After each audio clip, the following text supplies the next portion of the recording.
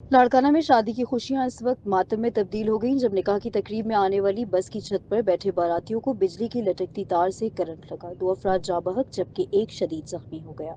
गांव फकीरवा जतोई से लाड़काना शहर के मुरादवान मोहल्ले जाने वाली बारात में बस की छत पर बैठे 3 बाराती लटकती बिजली की तारों से करंट लगने के बायस शदीद जख्मी हो गए। जख्मियों में 15 साल सकलैन वल्द अकबर जतोई, 14 साल बिलावल वल्द अतहर जतोई और अरसलान वल्द मजीद जतोई शामिल हैं।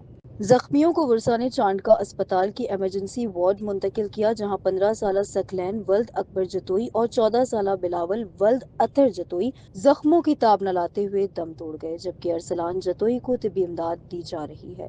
जाबहक होने वालों के वारिस वसीम जतोई ने बताया कि वो मुस्तकीम जतोई के निकाह की तकरीब में गांव से शहर के मुरादवान मोहल्ले जा रहे थे कि बस की छत पर बैठे हुए लटकती बिजली की तारों से टकरा कर झुलस गए और शदीद जख्मी हो गए। अस्पताल इंतजामिया ने जरूरी कार्रवाई के बाद लाश वर्सा के हवाले कर दिए। लाशें घर पहुंचने पर शादी की खुशियां मातम में बदल गई।